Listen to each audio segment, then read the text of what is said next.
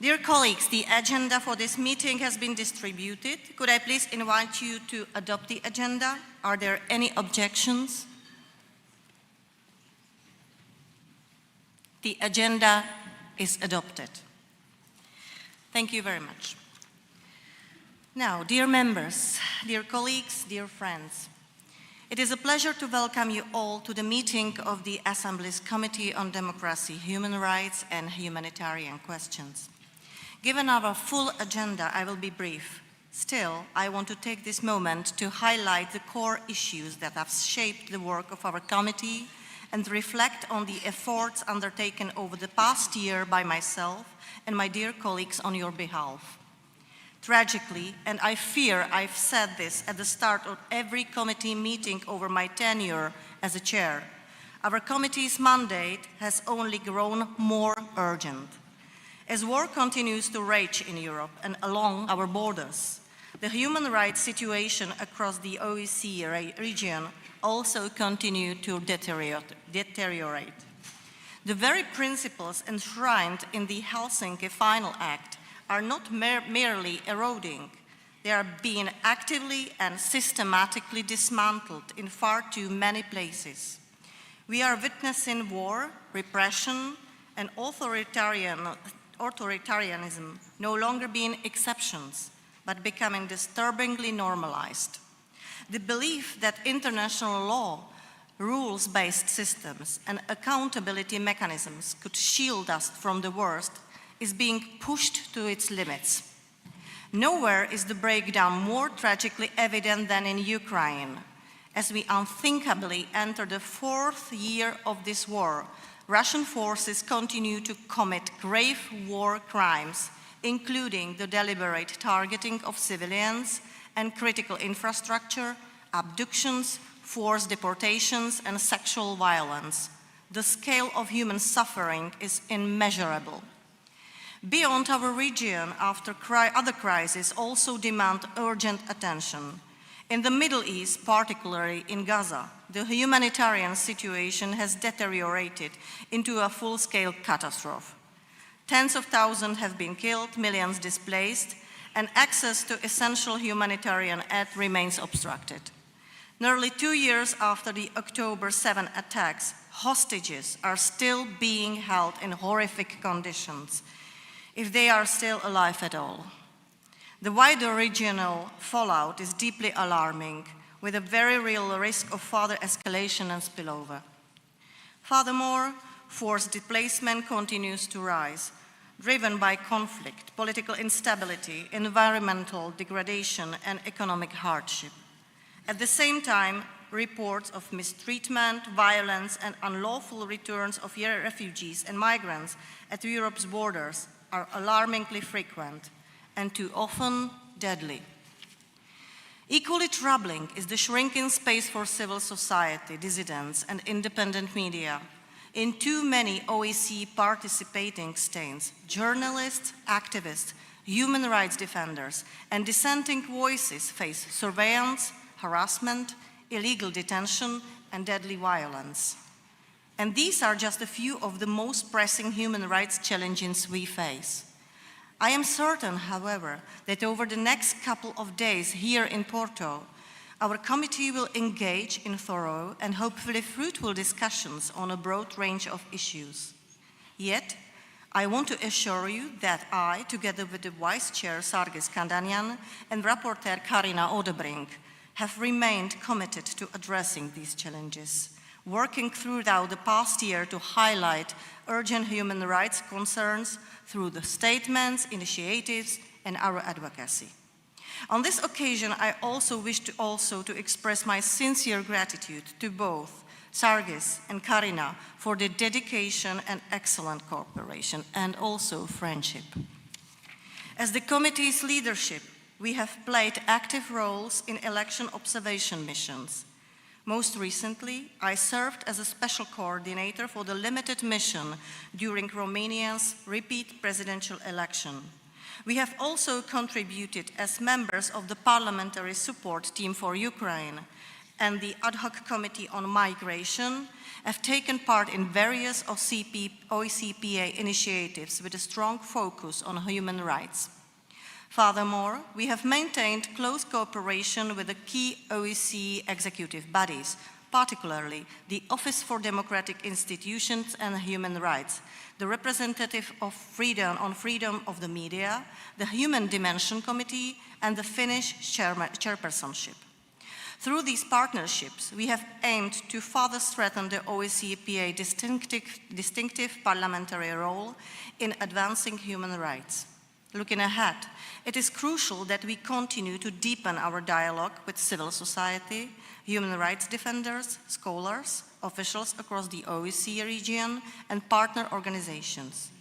This inclusive approach fosters the exchange of ideas that can drive meaningful progress, a responsibility we all share as lawmakers and representatives of over 1 billion citizens.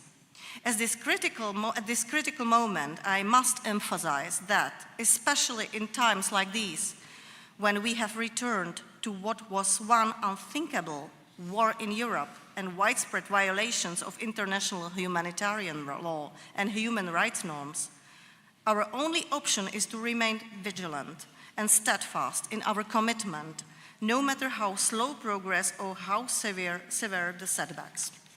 As such, it is imperative that we use every platform available to us, from our national parliaments to international fora, to recommit to our shared values and principles. These dark times should serve as a powerful reminder that neither peace nor human rights can ever be taken for granted. Before closing, I would like to congratulate Karina on her thoughtful report and resolution, which raise essential issues for our collective consideration. I also thank colleagues who proposed amendments and sponsored supplementary items. Your contributions strengthen our work and our voice on human rights. Finally, my most sincere thanks to our Portuguese hosts for the warm welcome, very warm, and for graciously hosting us in the beautiful city of Porto during this 32nd annual session of the OSCE. Thank you for your attention, and let us now move on to this next item on our agenda. Thank you. The committee is scheduled to have 4 meetings during the session. Our first task will be to debate the report by our reporter, Madam Carina Odebrink, entitled Commemorating 50 Years of the Helsinki Final Act, Responding to a New Reality in the OSCE. We will also consider amendments to her draft resolution. Time permitting, we will start this process today. We have 23 amendments tabled to the draft resolution, which are available outside the room on the documents table and on the app. In addition, this committee has been tasked by the Standing Committee to debate and consider 6 supplementary items covering the following issues: strengthening gender equality and protecting women, proposed, it's a number 4, proposed by Madam Katia Polidori from Italy. Then, repercussions for failure to comply with democratic and electoral standards, it's number 5, proposed by Mr. Ulrik Nilsson from Sweden. Countering Russian disinformation regarding World War II and the rewriting of history, number 11, proposed by Mr. Ruslanas Baranovas from Lithuania. Strengthening support for sexual and reproductive health and rights in the OSCE region, it's number 12, proposed by Madame Hedy Fry from Canada. Then we have strengthening actions to prevent child trafficking and sexual exploitation of children, it's number 13, proposed by Mr. Chris Smith from USA. And the last one is supporting democracy and OSCE values in Georgia. It's number 14, proposed by Mr. Paweł Zalewski from Poland. Amendments are available in the usual way or on the app. We will consider the supplementary items when our main business on the draft resolution is concluded. Now, May I remind colleagues that the election of committee officers for the next annual session of the Assembly will take place during the committee's final session, which is scheduled to take place on Wednesday, 2nd of July at 11:30. I have been asked to put before the committee a proposal by the Secretariat for a change to the deadline for candidate nominations. This is to allow sufficient time for the arrangements for the elections to be made ahead of our meeting on Wednesday. The same proposal is being put to all general committees. Under Rule 36, paragraph 5, the Secretariat would like to ask the committee to agree that the deadline for nominations for the committee officers shall be 6 p.m. on the afternoon of Tuesday, the 1st of July. This is to allow sufficient time for the arrangement for elections to be made ahead of our meeting on Wednesday morning. Are there any objections against it? So the proposal is adopted. Thank you. Now I would like to welcome to the floor Madame Carina Odebrink to present her report and draft resolution to this committee. It would assist me greatly if any member wishing to add his or her name to the speakers list could come up to the podium as soon as possible. Dear Carina, you have the floor. Thank you so much, Lucy. Distinguished members, dear friends, and dear Lucy, thank you for your kind words. It is a welcome pleasure to be able to address you with good news. I would like to begin by expressing my heartfelt joy at the recent release of C.R.A. Tishanovsky and other Belarusian political prisoners. This long-awaited development is both deeply encouraging and a powerful reminder of the importance of international solidarity. On behalf of our Assembly, I extend warm greetings and heartfelt support to C.R.A., to Svetlana, and to all those who have regained their freedom. We also offer our sincere thanks to the United States for its vital role in helping to make this possible. Turning now to a broader purpose of today's meeting, I'm honored to speak to you in my capacity as rapporteur of our Assembly's General Committee on Democracy, Human Rights and Humanitarian Questions. As you have all taken the time to review my report and the resolution before us, which I truly appreciate, I would like to take this opportunity to reflect on the priorities I have chosen to highlight. I must begin by stressing the difficulty of making these choices. Every human right is vital and deserves our attention.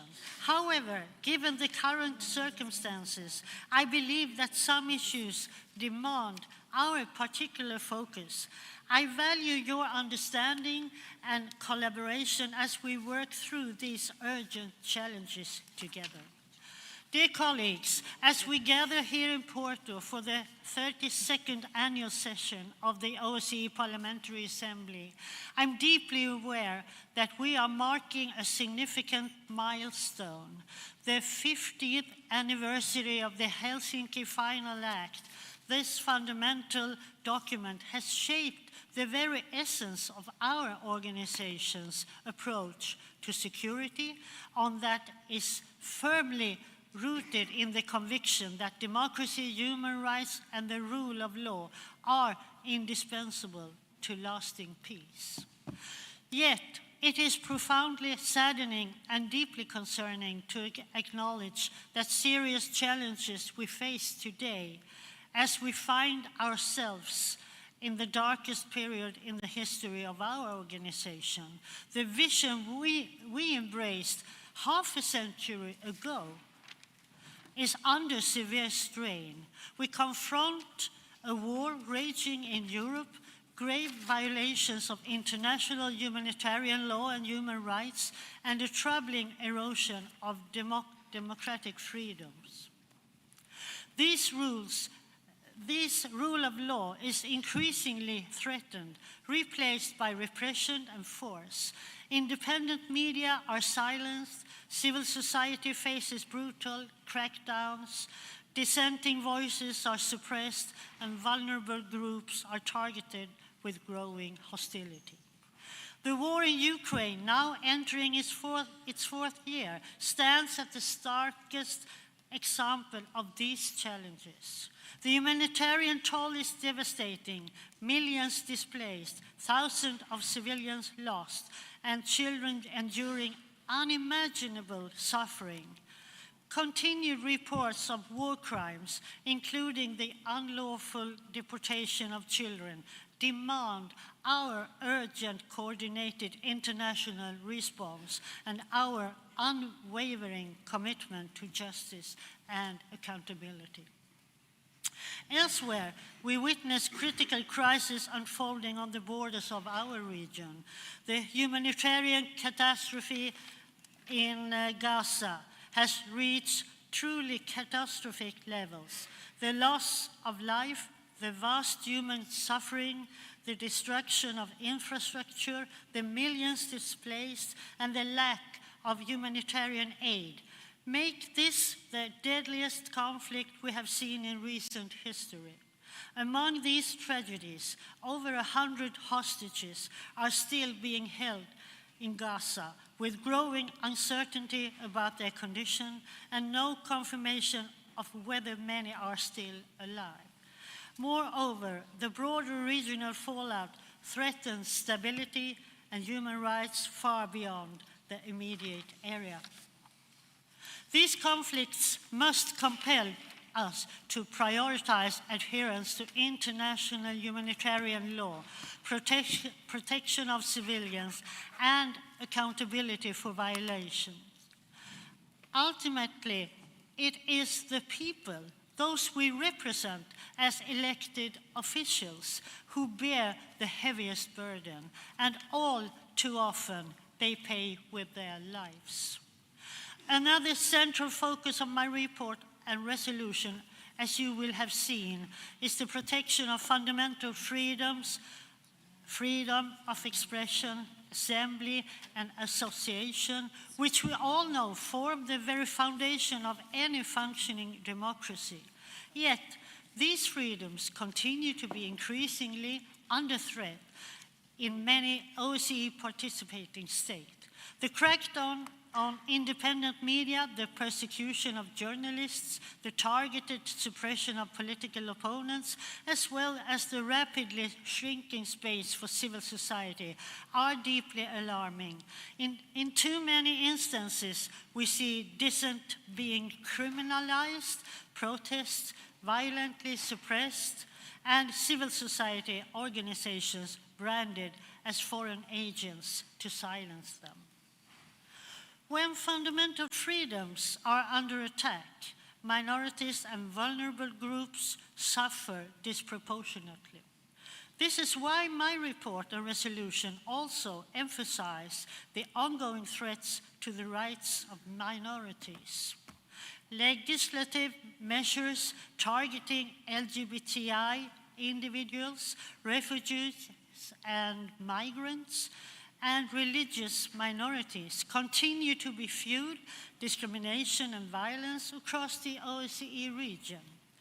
As parliamentarians, we have a duty to represent all people, regardless of religion, sexual orientation, ethnicity, or gender, and to tirelessly advocate for laws and policies grounded in respect, inclusion, and human dignity for all.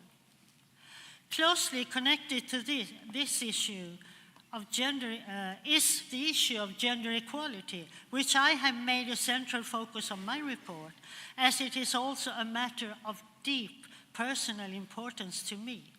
Women's rights must remain a critical priority. Despite meaningful progress in recent years, women continue to be underrepresented and disproportionately affected by conflict, violence, and inequality in both economic and political life across all OSCE participating states. True democracy cannot exist without the full and equal participation of women in all spheres of society. That is why we must intensify our efforts to ensure their protection, empowerment, and equal representation.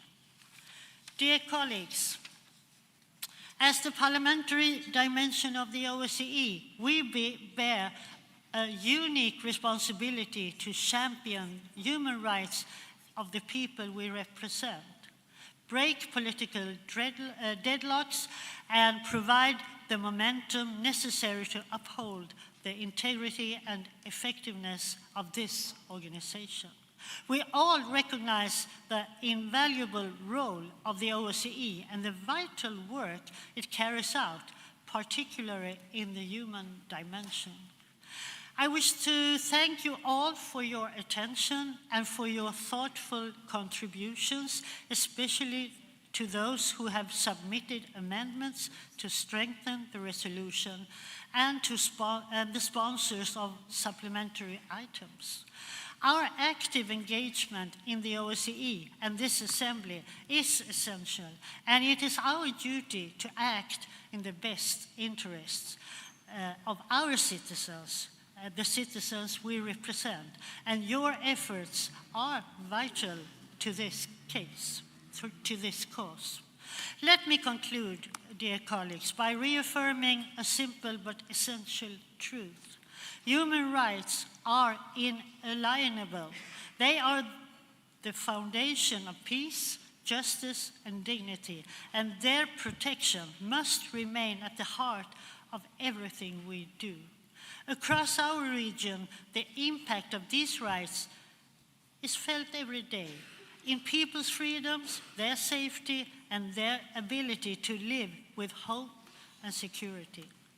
Our commitment to safeguarding the rights and dignity of nearly 1 billion people must be steadfast, especially in times of war and uncertainty, when our shared principles are most at risk. We have a duty to respond clearly, collectively, and decisively. Thank you very much for your attention. I look forward to the discussion, and I also want to thank Lucy for your engagement, your leadership, and friendship in our committee. Thank you all.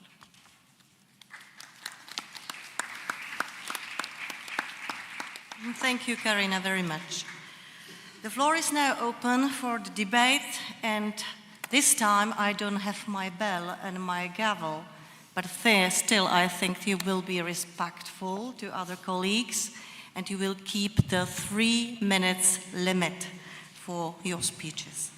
I may reduce the time limit if necessary to accommodate as many people as possible. I give now the floor to Madame Hedy Fried from Canada. Thank you very much, Chair, and thank you for that remarkably comprehensive report to the rapporteur. I want to focus my intervention here on one part of your report, and that's political prisoners and human rights. I think you have identified very correctly that political persecution of dissenting voices in any nation is like, as we say in English, the canary in the coal mine. It tells you that the beginning of democracy is about to die when a government silences any dissenting voices or picks on people who are vulnerable in their communities because of their religion, their sexual orientation, or their gender, to focus on them for persecution. I think we're seeing this happening too often now. I know Freedom House, which is an NGO, reports that in fact in 60 countries currently there are political and civil liberties that are denied to people. And in fact, we find that authoritarian governments begin to target political dissension, political opponents, human rights defenders, NGOs, media, civil society, and members of the legal profession, where we find that their judges, prosecutors, defense lawyers are being imprisoned, targeted, threatened, or tried to be silenced in at least 78 countries in the last decade. We always point, actually, to the fact that in Russia alone, we have 1,500 political prisoners right now, and we know that there should be no such thing as a political prisoner. Anyway, but according to the rapporteur for the political prisoners in the Parliamentary Assembly of the Council of Europe, we hear that this is happening in Russia. But I would like to point out that Russia is not the only place where this slippery slope is happening. We in Canada can look to our nation to the south of us, the United States, where we're beginning to see the legal profession and judges threatened and silenced and intimidated. Civil society, persons who, because of their sexual orientation, people because of their immigration status, are all being persecuted, targeted, for, in fact, deported from the countries of our origin. So I want to say that we have a responsibility as legislators to ensure that we keep our own governments' feet to the fire on this, that we make sure that our governments do not go down the slippery slope to the decline in democracy by beginning to stop dissent or to target people who are dissenters. And I think that we need to remember that we need to also call out countries that are doing it, not just our own countries, but countries that are doing it, and focus. For instance, I want to give you one quick example. Jimmy Lai, who is in Hong Kong, who is in prison there because as a publisher, he has been publishing dissenting reports about China. He is 77 years old, he's got diabetes, he's dying in solitary. We need to speak out about that. We need to talk about these things. We need to remember that it's not good enough to sit quietly by and shake our heads and say this is not right. We need to become activists here in this OSCE because that's what we are told we must do. So I want to thank you for flagging those and for ensuring that we look at that early warning sign that silencing dissenters in any nation who speak against the government, we must see that as the first step in diminishing democracy. Thank you. Thank you very much, and please, colleagues, please keep the 3-minute speech. Now I will ask Mr. Sergei Rashkov from Belarus. Спасибо, госпожа председатель. Уважаемые члены Ассамблеи, делегация Беларуси выражает серьезную обеспокоенность тем, что отдельные страны продолжают использовать платформу ОБСЕ в своих узкополитических целях, подменяя искренний диалог и поиск компромиссов агрессивной риторикой и манипуляциями по прикрытием правозащитной повестки. Вместо того, чтобы работать над восстановлением доверия и укреплением безопасности на пространстве ОБСЕ, ряд государств упорно следует деструктивной линии конфронтации, усиливая разобщенность и подрывая остатки архитектуры общеевропейской стабильности. Беларусь – суверенное государство, открытое к конструктивному диалогу, в том числе и по проблематике прав человека и демократии. Мы убеждены, что только равноправное общение, а не ультиматумы и пропаганда могут способствовать преодолению разногласий. Что касается так называемых политических заключенных, то их в Беларуси нет. Есть люди, осужденные за нарушение законов. Мы решительно отвергаем голословные обвинения о якобы особых условиях содержания в Беларуси некоторых осужденных, как попытку политизировать сугубо юридические вопросы. В Беларуси, как и в любой другой стране, исполнение уголовных наказаний регулируется законом и применяется ко всем гражданам одинаково, независимо от их политических взглядов. Беларусь заинтересована в устойчивом и эволюционном развитии, без потрясений, насилия и вмешательства извне. Мы настоятельно призываем западных коллег прекратить спекуляции, отказаться от практики двойных стандартов и лицемерия в интерпретации внутренних процессов в суверенных государствах. Попытки давления Минск встретит твердым и системным ответом. Искренний, уважительный диалог, без навязывания и угроз, всегда найдет в Беларуси поддержку и развитие. Благодарю вас.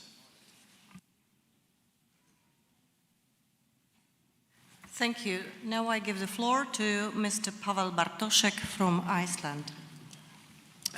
Dear colleagues, I would like to highlight one issue regarding the topics raised in the draft proposal. It has to do with the deteriorating state of LGBTQI rights across the OSCE region. This month marks 56 years since the Stonewall Uprising, a moment that ignited a global movement for dignity, equality, and freedom. Yet today, we are witnessing troubling regression. In several participating states, laws have been passed that restrict discussions on LGBTQI topics in schools and even criminalize peaceful expression. In some cases, the right to update one's gender marker on travel documents is being denied or not respected, effectively stripping trans people of the right to move freely, one of the most basic rights of all. These are not isolated incidents. They are part of a broader trend of eroding civil liberties, often under the disguise of protecting tradition or national security. And they are not limited to countries where the West typically raises human rights concern. This is happening across our region. I urge all OSCE participating states to uphold their commitments under international law, to protect LGBTQI individuals from discrimination and violence, and to ensure that no one is denied the basic rights because of who they are. Madam Chair, thank you. Thank you very much. Now I give the floor to Mr. Pavlo Frolov from Ukraine.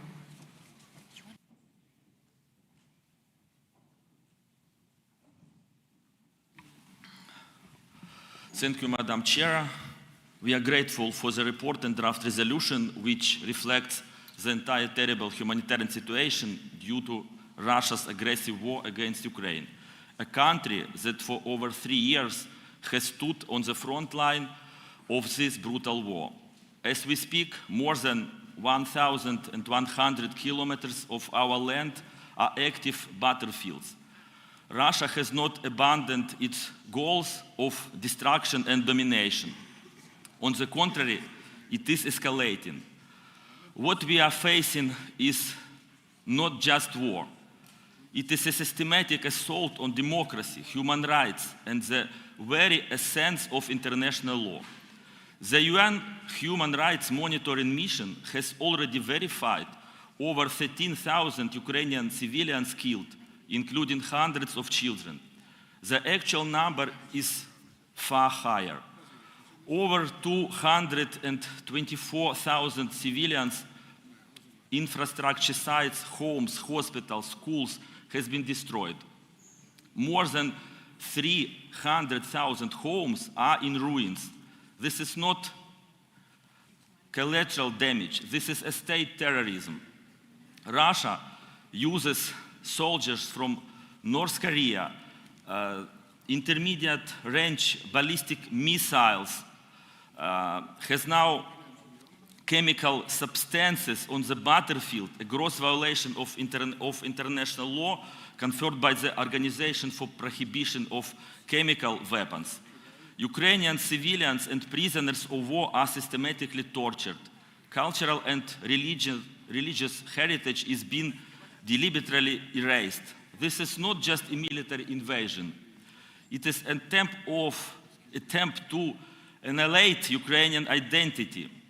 But despite this suffering, Ukraine's democracy endures. Our parliament functions, local governments deliver services under fire.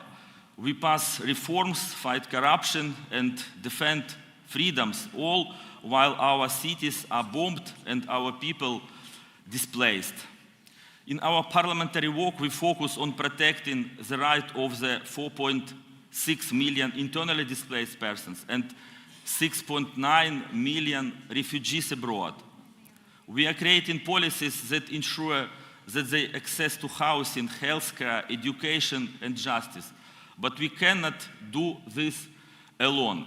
We need your solidarity, not just in words, but in action. We ask you to support international investigation and accountability for war crimes, strengthen sanctions against Russia and its enablers, pressure for the release of all Ukrainian prisoners, including civilians illegally detained, demand Russia complies with international law, including the immediate withdrawal from our nuclear facilities and the return of forcibly deported children. Above all, we urge you to reject false narratives of frozen conflict or compromise. Peace must be just, lasting, and based on international law, not on appeasement the aggressor. This war is not only about Ukraine, it is about the future of global order, the credibility of our institutions, and the resilience of our shared values. We are not asking for sympathy, we are asking for resolve. Thank you. Thank you very much. Now, I give the floor to Mr. Kyriakos Hajiani from Cyprus.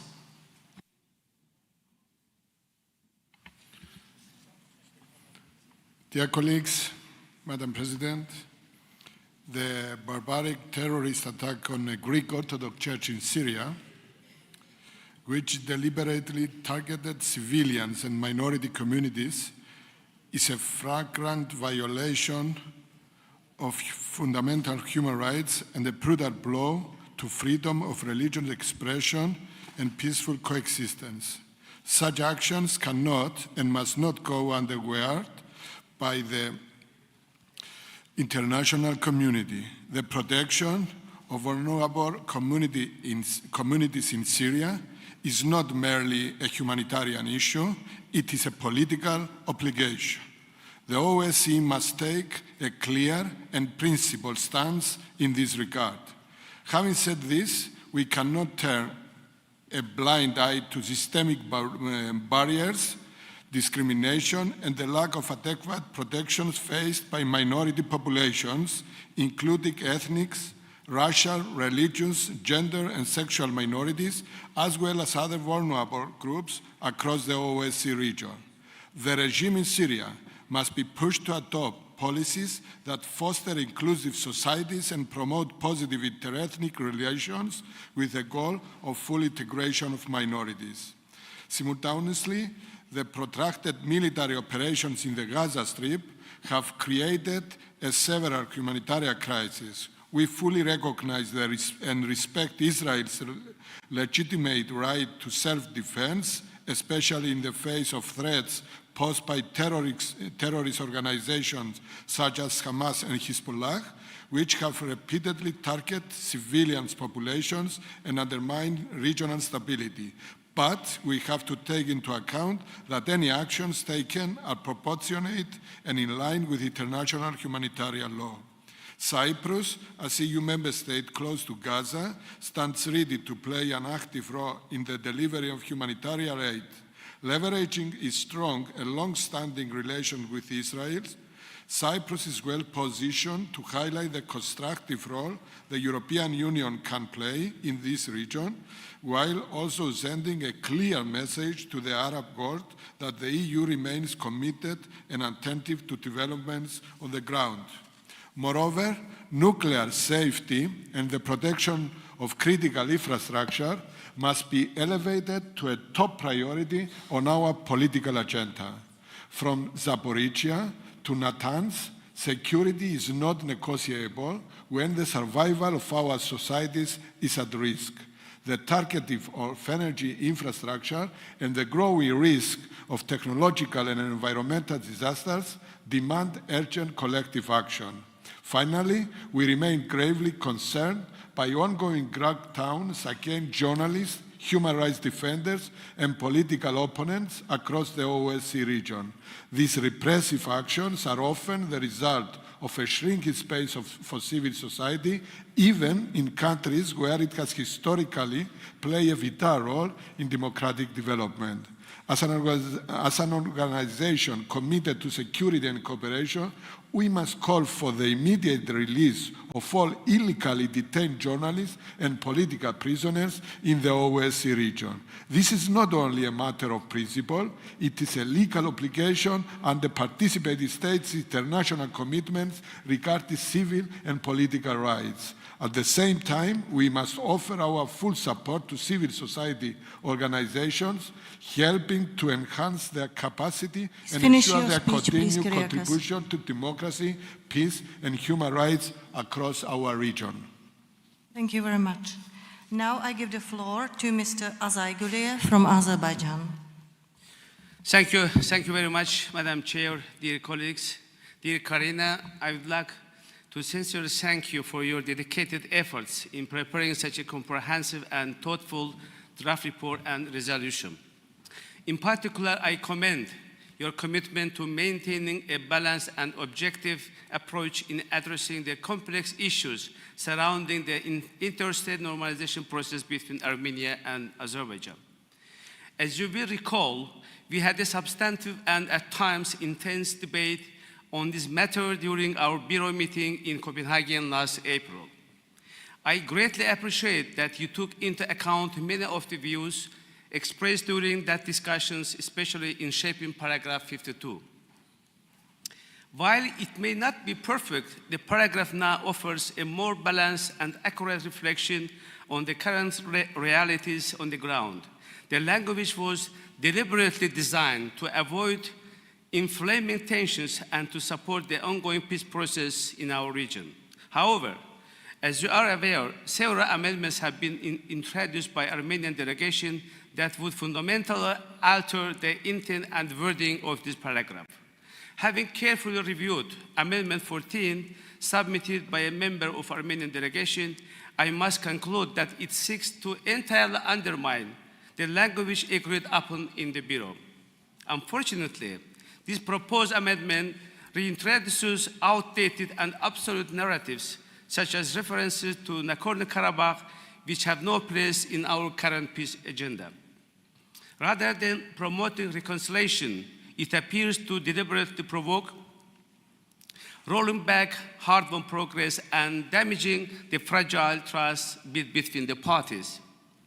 Let us not forget that the political group to which Ms. Kalistian belongs, namely the Dashtagsun Party, has historically opposed peace and reconciliation between Armenia and Azerbaijan, instead inciting ethnic tensions and confrontation.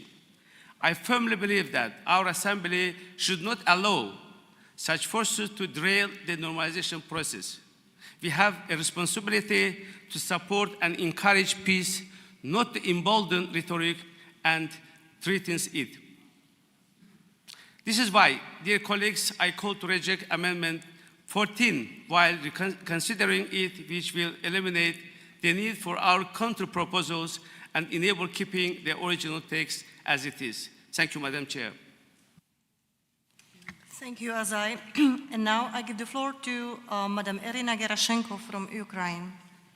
Thank you, Madam President, dear colleagues. This year marks the 50th anniversary of the Helsinki Final Act, a document that laid the foundation for shared responsibility in upholding human rights across Europe. Today, the principles are being systematically destroyed by the Russian Federation. Russia continues its genocide against Ukrainians, demonstrating medieval cruelty and barbarism. Since the beginning of the full-scale invasion, Russian terrorist forces have executed at least 245 Ukrainian prisoners of war after they surrendered. Evidence confirms that 206 Ukrainian Poles died in captivity as a result of systematic torture. Russian prisons are also sites of torture against civilians. Ukrainian journalist Victoria Roshina died from torture in Russian captivity. Her body was withheld from her family for 3 months at the perpetrator's attempt to conceal scenes of abuse. According to the US estimate, 95% of released Ukrainian prisoners of war were subjected to torture. This is modern-day Nazism, a state policy of terror. Russia has established 196 detention facilities for Ukrainian military and civilian hostages, where it holds tens of thousands of people, including over 30 journalists. During the full-scale war, 106 Ukrainian and foreign journalists have been killed, along with 207 artists. 1,420 cultural heritage sites have been destroyed. This is a deliberated policy of erasing Ukrainian identity. We call of the Third Committee to recognize Russia crimes against Ukraine civilian and systematic. Increase sanction pressure on Russia. Demand full humanitarian access to prisoners of war. Make the return of deported children a top priority in all peace negotiations. Support the restoration of war crimes documented program. Together we must defend the international legal system and principles that are today been destroyed by the terrorist state. Thank you, dear colleague. Thank you very much, Irina. And now I give the floor to Maria Antoniou from Greece. Thank you, Madam Chair, esteemed college. As we celebrate 50 years since the signing of the Helsinki Final Act, we are reminded of a powerful truth. Peace and security are inseparable from democracy, human rights, and the rule of law. The Helsinki process was groundbreaking, not only because it brought together East and West during the Cold War, but because it elevated human rights and fundamental freedom as essential components of security. This was and remains a revolutionary idea. Greece supports this vision fully and without reservation. As the birthplace of democracy and a modern European state deeply committed to human dignity, Greece sees the protection of human rights and democracy institutions not merely as obligation under international law, but as the moral and political foundation of our society. In this context, in today's rapidly shifting security landscape, this foundation is under threat. In this context, the role of the OSCE, and especially this assembly, is more vital than ever. Greece reaffirms its commitment to upholding human rights as universal, indivisible, and non-negotiable, promoting democracy and transparency in public institutions, defending the rights of minorities, safeguarding freedom of expression, freedom of assembly, and freedom of religion or belief. Dear colleagues, democracy is not self-sustaining. It requires constant vigilance, civic engagement, and political courage. Greece remains deeply committed to these values, both at home and as part of our work within the OSCE. Let this university reformation be a reformation that we, as participated states, will not only defend the principles of Helsinki, but we will work actively to bring them to life for every person across our region. Thank you very much. Thank you. Now I ask to the floor Mr. Levan Makashvili from Georgia. Thank you, Madam Chair. It must be a daunting exercise for the rapporteur to assemble this document, and the Georgian delegation greatly appreciates this effort. At the same time, let me attract your attention on two things. One is paragraph 19 of our concern. because it is formulated based on information from one side, and it mentions that these are reports only from one side. It completely ignores the law enforcement that got injured on a massive level. And it was this unprecedented violence that the police had to react to. And I wonder, when somebody is attacked, when somebody attacks police officers or politicians in your countries, how are they called? Are they called political prisoners? It cannot be an alibi to be a journalist or taxi driver or sportsman or whoever when you attack police officers, law enforcement bodies, when you attack politicians, when you attack civil society and others. These are not obviously political, rhetorical questions. You may like or may not like the Georgian government, but please call everything its name. And a balance in reporting is obviously important, as we may all agree, as it ensures accuracy, integrity, and credibility. And we are more than ready. We expressed our readiness during last session as well to provide you with that evidence, to cooperate with you, to have a dialogue on these issues, to provide evidence-based picture of a very complex issue. And the final one is the paragraph 58.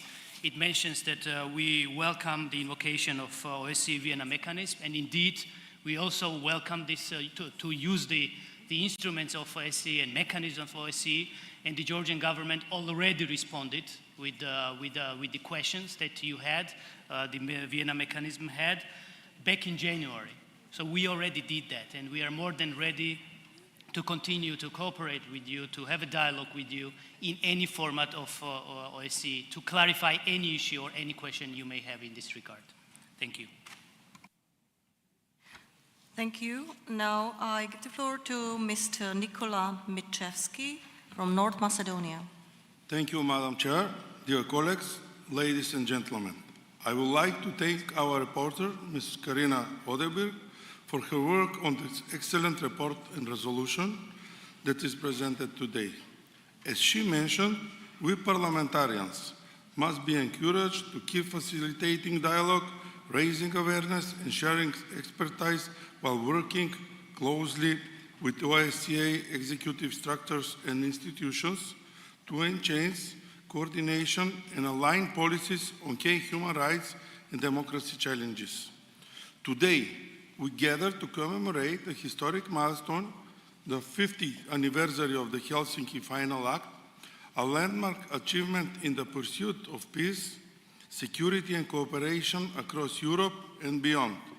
Signed in 1975, this foundational document laid the groundwork for a new era of dialogue based on shared commitments to democracy, human rights, and humanitarian principles. Half a century later, the Helsinki Final Act remains relevant as ever, as reminding us of enduring power of dialogue and cooperation in the increasingly complex and interconnected world.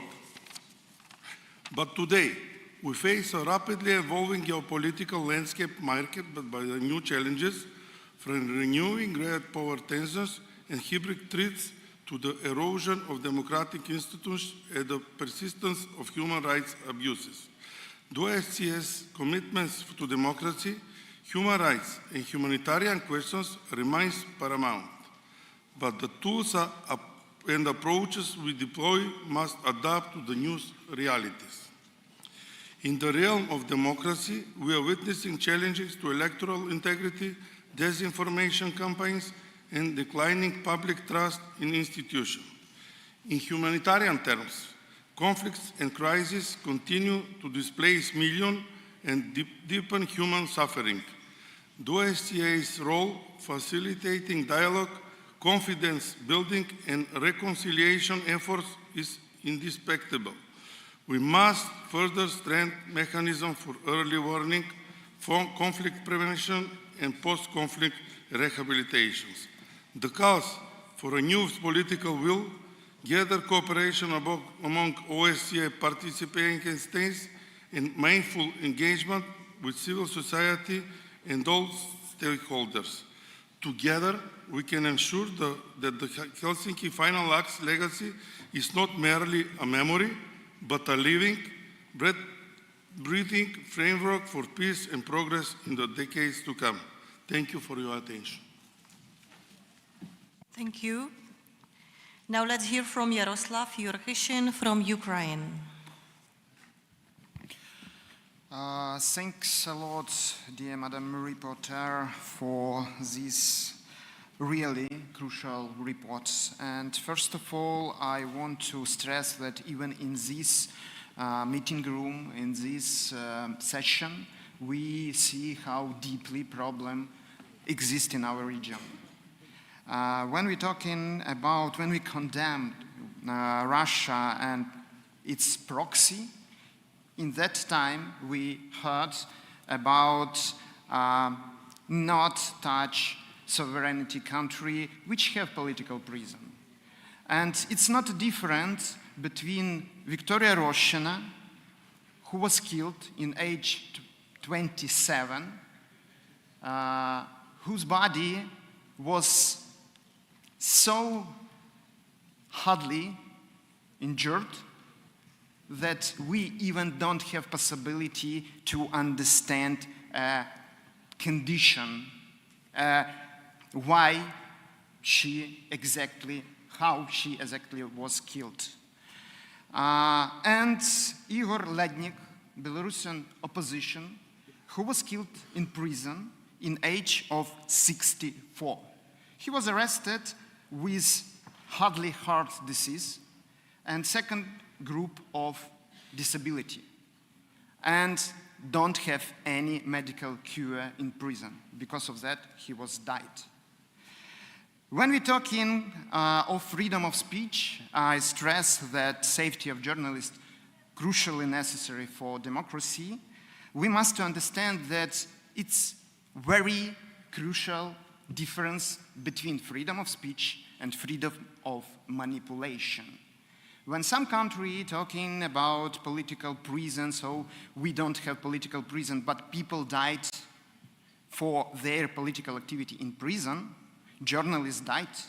We celebrate deliberation and released Mr. Tikhanovsky, but a lot of still Belarusian opposition, thousands in prison. We must stress. We must do countering propaganda, misinformation, disinformation, and interference in internal of OSCE participation states.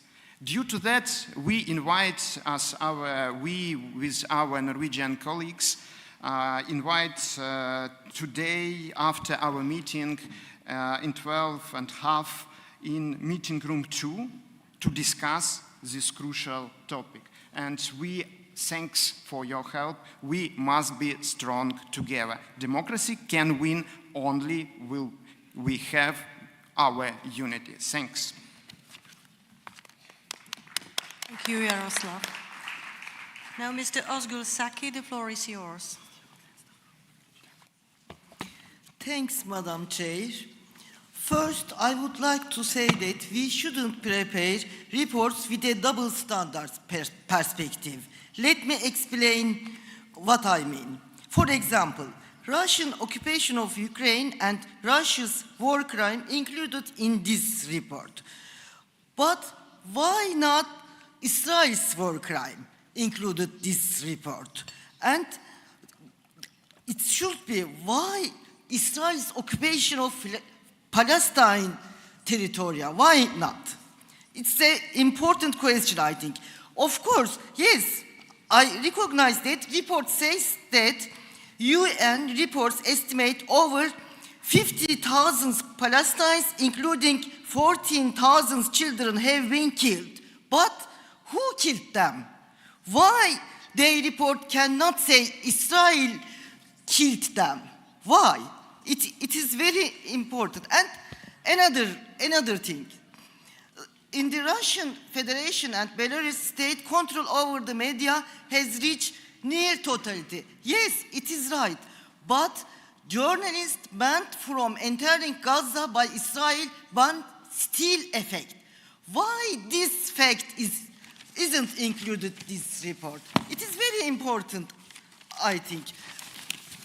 Because the OSCE participating Countries don't believe if this report saw double standard.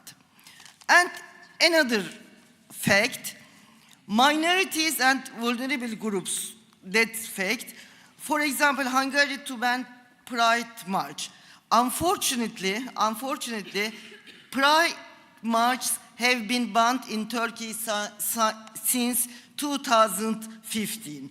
And yesterday, access to the website of Kaos.gl, one of the Turkey's oldest LGBTI rights organization, has been blocked following a court decision. And it is very important Istanbul Convention for women. And many countries, including OSCE members, don't sign the Istanbul Convention. Why? Why this convention doesn't sign? And last, I don't have any time, and I lastly say that please prepare the report justly, not double standard. Thank you.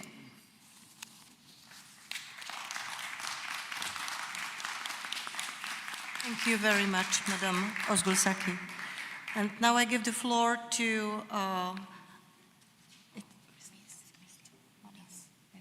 Madam Lilith Galstian from Armenia.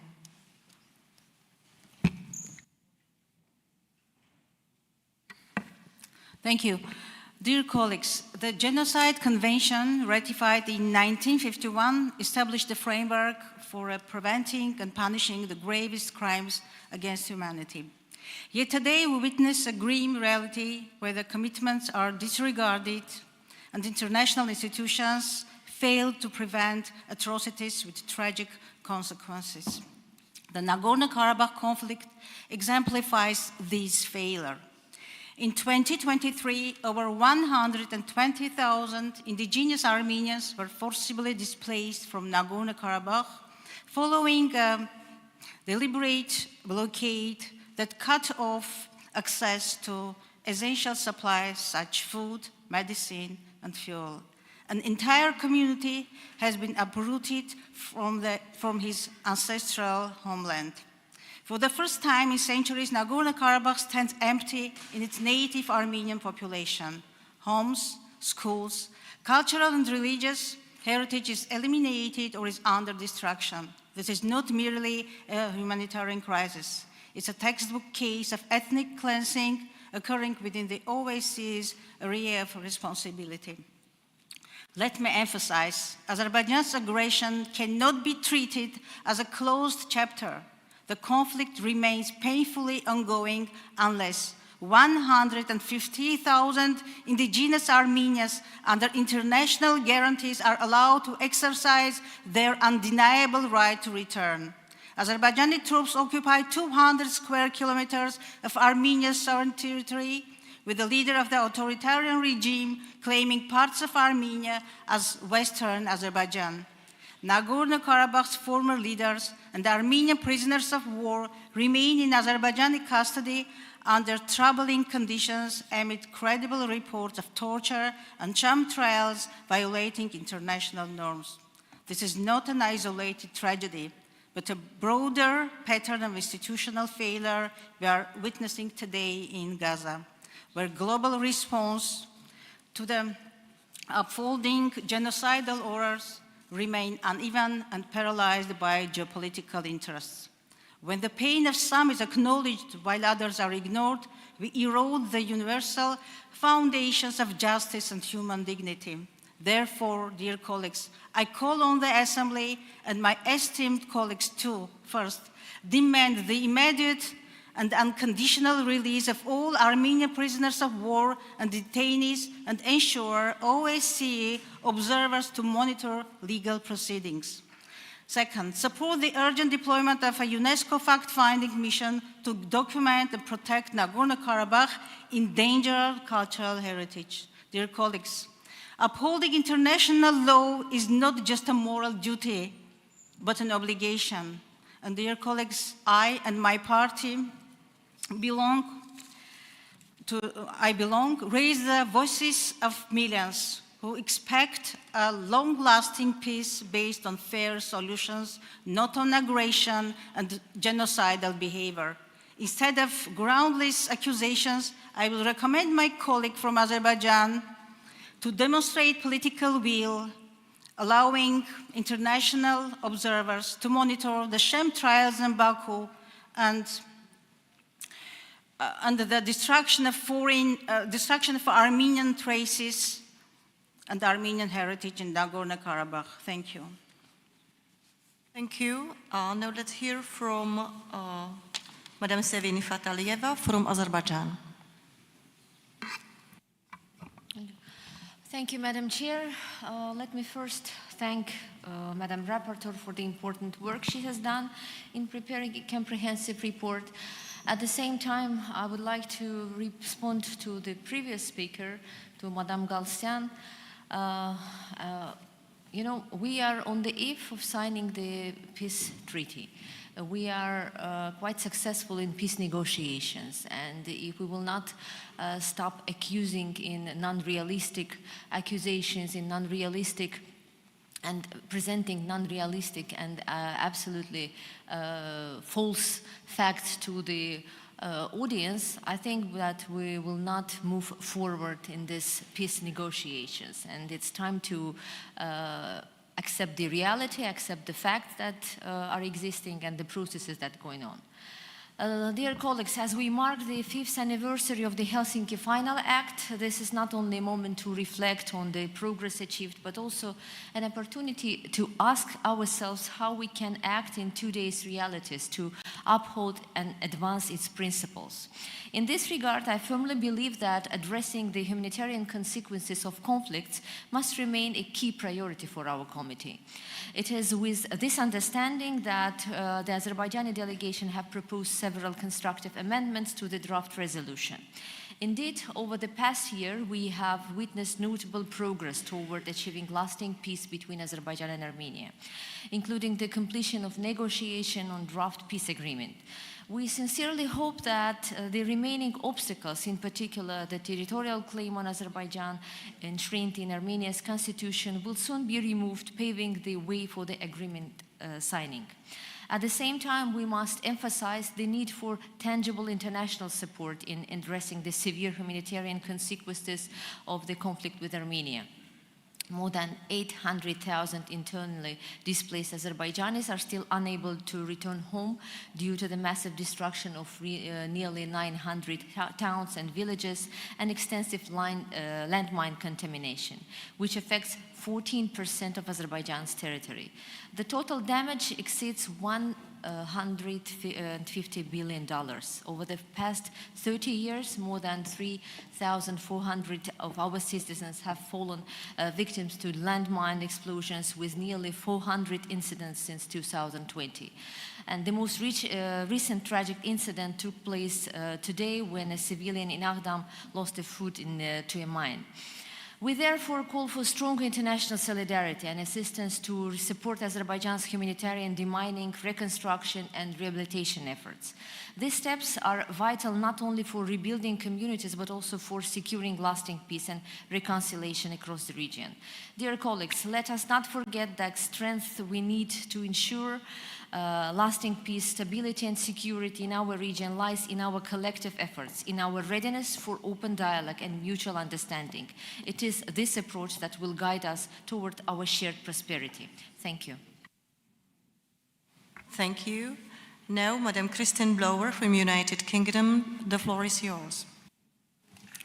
Thank you, Chair. I thank the rapporteur for her excellent and comprehensive report and draft resolution.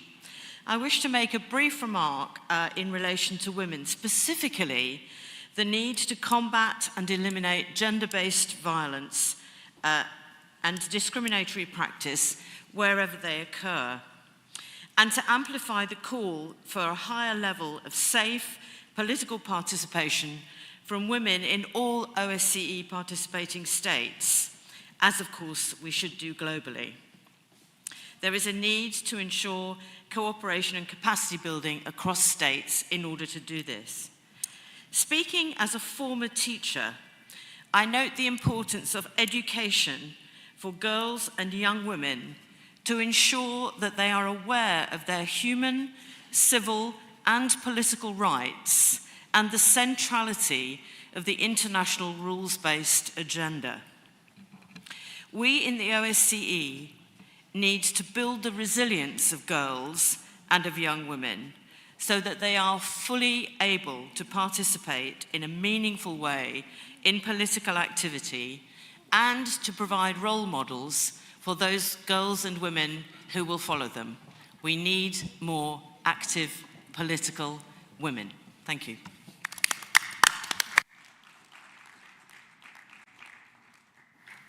Thank you very much. And now I give the floor to Mr. Artur Hovhannisyan from Armenia. Thank you. Dear colleagues, first I would like to thank you for the report. It is evident that extensive work has been done. Since our previous meeting in Vienna, Armenia and Azerbaijan have taken a significant and important step toward establishing peace. An agreement on establishing peace and interstate relations between Armenia and Azerbaijan has been agreed upon. In this situation, there is no need to overburden to already complex discussions. The support of the international community is essential for Armenia and Azerbaijan to sign the document without preconditions as soon as possible. The leader of Armenia has publicly expressed his willingness on multiple occasions. The signing of the document will signify the establishment of interstate relations, which in turn will create an opportunity to discuss various issues in more positive atmosphere. For the past 3 decades, people in the South Caucasus have suffered a lot, and we have an opportunity to put an end to a cycle of conflicts and the suffering of people in our countries. Peace is a necessity for the protection of our people's rights and well-being, and we see this opportunity now more than ever. Thank you.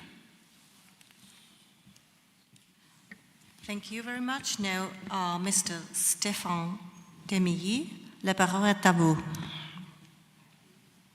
Merci Madame la Présidente, merci Madame la rapporteure. Nous sommes réunis aujourd'hui à Porto dans un contexte particulièrement difficile sur le plan international, sur le plan diplomatique et sur le plan humain.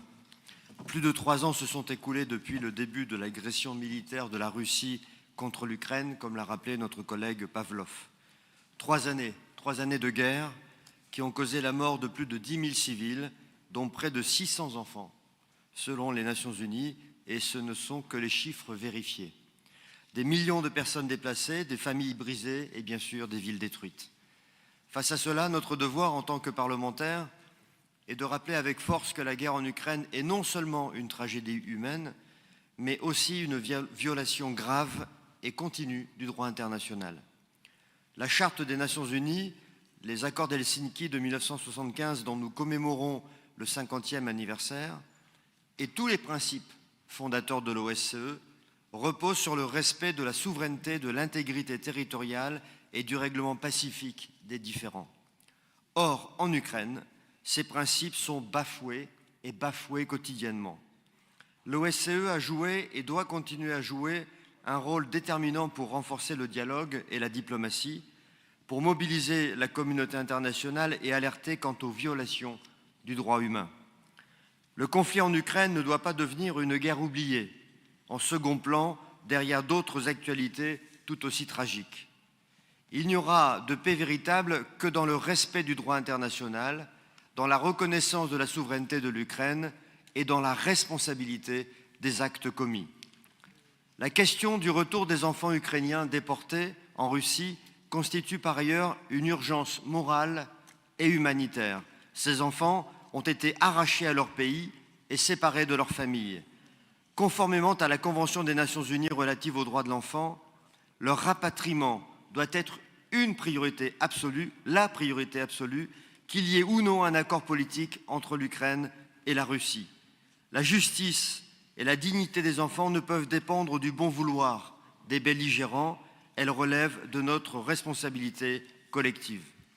Mes chers collègues, il nous appartient d'unir nos voix pour encourager un processus politique crédible, fondé sur les principes de l'OSCE, qui permettent de sortir de la guerre par le droit et non par la force. Je conclus avec les mots d'un prix Nobel de littérature, l'écrivain français Albert Camus, qui disait « La paix est la seule bataille qui vaille la peine d'être menée. Menons-la ensemble pour l'Ukraine, pour l'Europe et pour la paix. »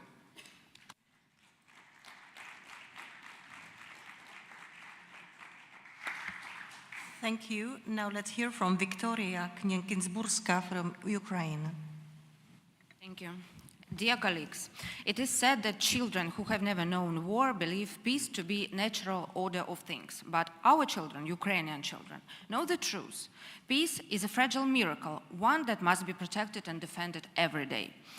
We have no right to get used to this, because behind every so-called infrastructure strike are real human lives. Children who can no longer attend school, people die not of illness but of despair, women who have lost their homes, voices, and something their hope. Since February 24, 2022, the Russian Federation has been systematically destroying not only our cities, it has been desecrating the very notion of human rights. This is not simply a war. This is a campaign of deliberate violation of international law, mass deportation of Ukrainian children, execution of civilians, torture of prisoners, suppression of the Ukrainian language and culture in the occupied territories. These are not collateral damages. These are deliberate strategies of erasure. We are here to call for actions. The OSCE must not be a silent witness. It must be a determined voice for the justice. We need effective monitoring of human rights violations. We need sanctions. We need real pressure on the aggressor state. And we need clear steps to ensure that every war criminal faces justice. Human rights must not become the casualty of compromise. Because today it is Kharkiv, yesterday it was Bakhmut, and tomorrow it could be another peaceful city in another country. Thank you for your attention and for your stance. It matters now more than ever. And one short message for Belarus delegation. You are in no position to lecture others about propaganda. It is time you finally open your eyes. Thank you.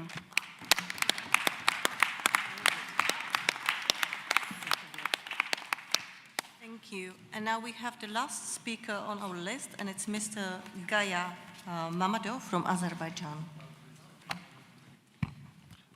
Thank you, Madam Chair. I would like to note that the history of consideration of the issue of Armenia and Azerbaijan at the OSCE Parliamentary Assembly has been somewhat problematic in the past, but it should not be so. It should not continue to be so. While it is useful to conduct a frank and constructive dialogue here, the tangible benefit from the use of confrontational language in the Assembly documents especially has proved rather counterproductive. Especially now when Armenia and Azerbaijan have been making efforts to normalize bilateral relations in a rather unpredictable global environment. We all need to exercise the utmost caution when it comes to addressing these issues at Assembly. As is known, the issue relating to Armenian and Azerbaijan relations was included in this session's draft resolution. Unfortunately, a member of delegation of Armenia came up with proposals that run contrary to the language formulated at Bureau. And it also contained accusations against Azerbaijan, infringe upon Azerbaijan's territorial integrity, and clearly aim at disrupting the peace process.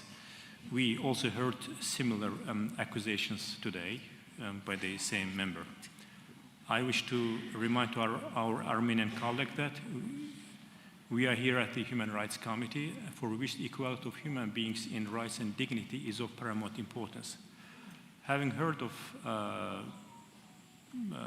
Armenian colleagues' statement regarding the importance of right to return and the protection of cultural heritage, I expect that she advocates for the safe return of over 300,000 Azerbaijanis displaced from Armenia and protection of their cultural heritage in that country, including by deployment of UNESCO mission.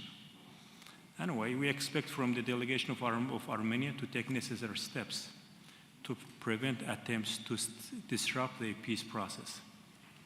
On a forward-looking note, I would like to highlight the importance of the humanitarian issues in post-conflict setting, including but not limited to humanitarian demining, where Azerbaijan has acquired a lot of expertise, where Azerbaijan shares its expertise with several countries, including with Ukraine and Georgia. We supported Ukraine in many ways, in humanitarian matters, including by supplying specific equipment for humanitarian demining in this country and training their personnel. But at the same time, I should note that it's a huge task for us, requiring a lot of financial resources, where we expect support from international community for us. Thank you very much. Thank you very much. Now I have to thank all speakers for this fruitful debate, and I will conclude this committee for today, and we will start our consideration of the amendments to the draft resolution tomorrow at 11 a.m. Thank you very much.